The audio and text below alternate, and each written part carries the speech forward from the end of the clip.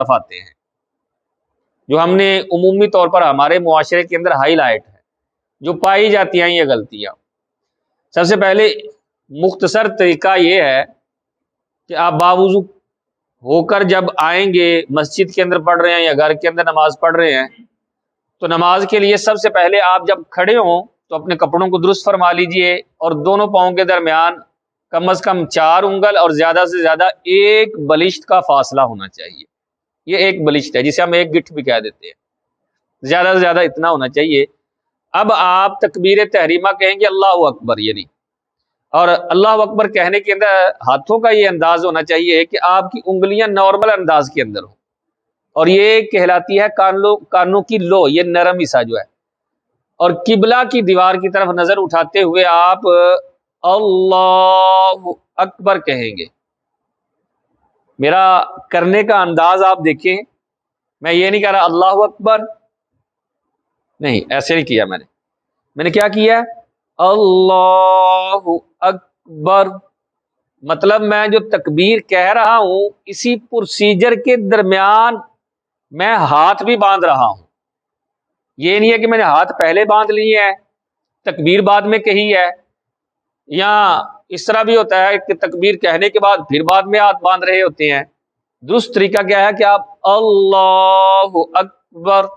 ہاتھ باندھنے کے اندر سنت طریقہ یہ ہے کہ حدیث پاک میں جیسے متعدد احادیث میں ہے کہ تحت السر، ناف کے نیچے اس طرح ہاتھ باندھے جائیں گے،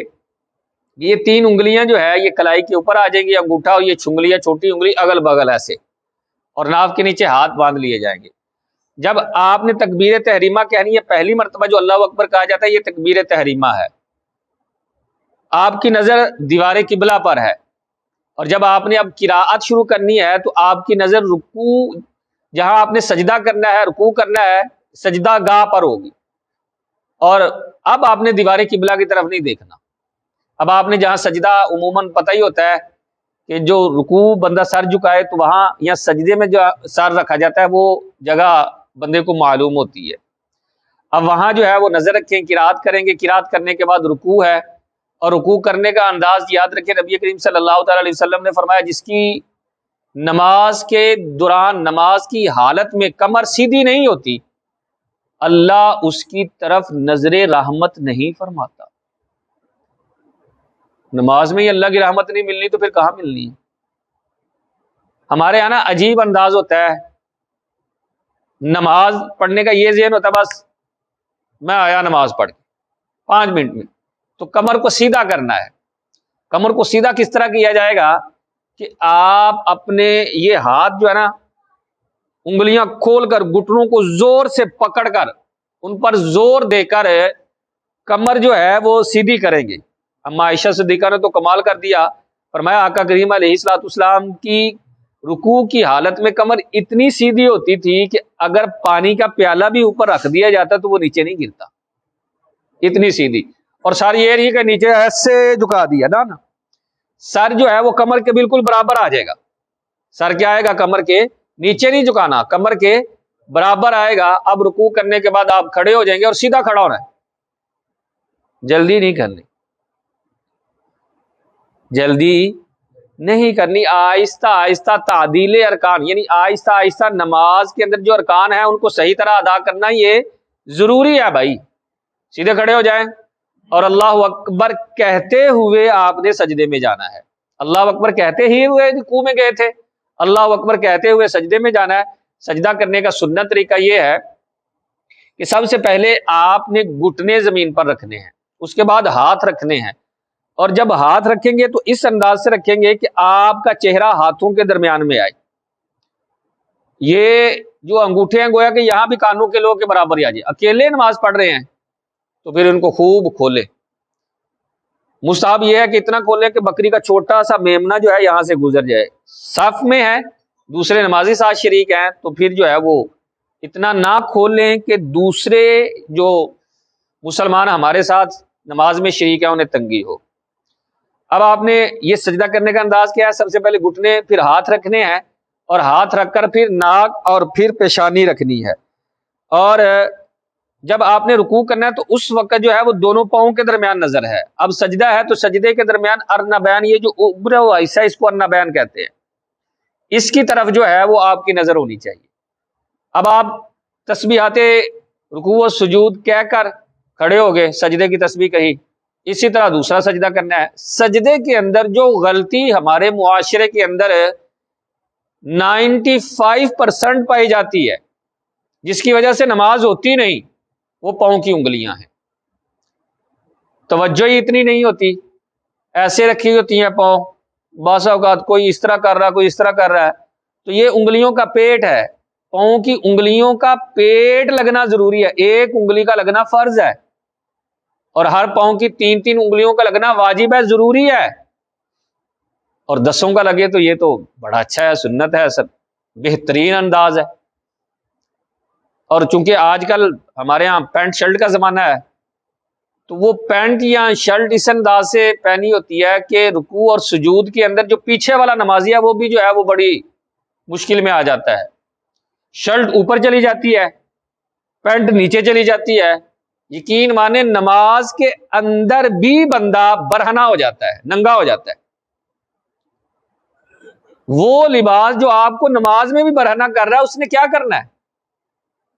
آپ وہ لباس پہن رہے ہیں کہ جو نماز میں بھی آپ کی پیٹھ نظر آ رہی ہے، حالانکہ عمومی طور پر بندہ یہ شرم کی چیزیں ظاہر کرنے میں اچھا نہیں سمجھتا، لیکن یقین مانے نماز میں بھی یہ چیزیں ظاہر ہو رہی ہوتی ہیں، شرم گاہ ظاہر ہو رہی ہے، اس کی پیٹھ ظاہر ہو رہی ہے، تو نماز کہاں رہ گئی پھر؟ جب ایک رکن اسی حالت میں گزرا، پڑھ وہ نماز رہا ہے، یہاں تو سجدہ وہ ٹھیک نہیں کرتا۔ حالانکہ نبی کریم صلی اللہ تعالی علیہ وسلم نے فرمایا بندہ سب سے زیادہ اللہ کے قریب اس وقت ہوتا ہے جب وہ اللہ کی بارگاہ میں سر جھکا کر سجدہ کر رہا ہوتا ہے۔ سجدہ ہی تو سب سے زیادہ اہمیت کا حامل ہے کہ آپ نے سر سجدے میں رکھ دیا اور اپنی میں کو ختم کر کے یہ عرض کر رہے ہیں کہ مولا میں کچھ نہیں، حقیقت میں تو ہی تو ہے۔ جب آپ سجدہ بھی صحیح نہیں کر رہے، پھر یہاں تو پاؤں کی انگلیاں ہیں، یہاں وہ کپڑوں کا انداز یہ ہے کہ پیچھے سے جو ہے وہ کپڑے اٹھ جاتے ہیں، اور اس حالت میں جو ہے وہ سجدہ کر رہے ہیں، اسی میں رکوع ہو رہا ہے، تو یہ نماز کو ضائع کرنا ہے۔ رکوع و سجود کے بعد آپ تشہد میں بیٹھنے والا مرحلہ آئے گا، تو تشہد کے اندر بیٹھ کر نظر آپ کی گود میں ہوگی، اور جب تشہد پڑھنا ہے تو اس کے اندر انگلی کھڑی کرتے ہیں کلمہ کے اندر، تو انگلی کھڑے کرنے کا ہمارے عجیب عجیب انداز ہے، بعض لوگ ایسے کھڑی کرتے ہیں، بعض کا اس سے بھی ذرا فاسٹ انداز ہو گیا ہوا ہے، وہ بار بار ہی ایسے ایسے کرتے رہتے ہیں۔ ایسا نہیں ہے، امام محمد نے اس کو نقل کیا، فتاوی رضویہ کے اندر امام اہل سنت نے اس چیز کو نقل فرمایا ہے کہ انگلی کھڑی کرنا سنت ہے، اور انداز کیا ہے، اس طرح ہلکا بنائیں، اور یہ جو بڑی انگلی ہے یہ انگوٹھے کے ساتھ اس طرح مل جائے، ایسے، یہ ہلکا بنایا ہوا ہے، پہلے ایسے، اشہد اللہ الہ الا اللہ پر بالکل سیدھی کر دینی آپ، اشہد اللہ الہ الا اللہ پر بالکل ہاتھ سیدھے ہو جائیں گے، اور ہاتھ گھٹنوں سے نیچے نہیں، ایسے نہیں رکھنے، بالکل برابر برابر ہے، نہ بہت زیادہ پیچھے نہ بہت زیادہ آگے، یعنی ایسے نہیں بلکہ ایسے بالکل برابر برابر جو ہے وہ آئیں گے۔ اور اس کے بعد ظاہر ہے آپ تشہد اور درود پاک اور دعائے مسورہ پڑھیں گے۔ اب سلام پھیرنے کے اندر انداز کیا ہے کہ سلام پھیرتے ہوئے ہمارے ہاں بس اوقات جو ہے وہ ساری صف کو دیکھنا شاید سمجھا جاتا ہے ضروری ہے کہ سلام پھیروں اور سارے نمازیوں کو میں دیکھوں کہ کون کون آیا کون نہیں، ایسا نہیں۔ سلام پھیرتے ہوئے نیت یہ کرنی چاہیے جو میرے ساتھ نماز میں شریک ہیں، برابر ہیں، وہ ملائکہ ہوں، جنات ہوں، مسلمان بھائی ہیں، ان سب کے اوپر جو ہے وہ امام کی نیت بھی کرنی ہے جس طرف آپ کا امام آ جائے۔ اگر آپ بالکل امام کے پیچھے ہیں تو دونوں طرف امام کی نیت کی جائے گی۔ سلام کرتے ہوئے آپ کی نظر جو ہے وہ شولڈر کی طرف، مونڈے کی طرف ہونی چاہیے ایسے، اور سلام اسی طرح کرنی ہے جس طرح آپ دوسرے ارکان کو ادا کر رہے تھے، یعنی تکبیرات کہتے ہوئے السلام علیکم ورحمۃ اللہ، یہ لفظ کہتے جانا ہے اور آہستہ آہستہ گردن کو پھیرتے جانا ہے، یہ نہیں ہے السلام علیکم ورحمۃ اللہ، السلام علیکم ورحمۃ اللہ۔ لفظ آپ کہہ رہے ہیں، جو بھی تکبیرات ہے نا، جیسے میں نے بتایا تکبیر تحریمہ ہے، رکوع ہے، سجود ہے، یہ تکبیرات کہلاتی ہیں، جو تکبیرات آپ کہہ رہے ہیں اسی کے ساتھ آپ کا پروسیجر بھی شروع ہو جائے گا، وہ عمل بھی شروع ہو جائے گا کہ میں یہ عمل کر رہا ہوں۔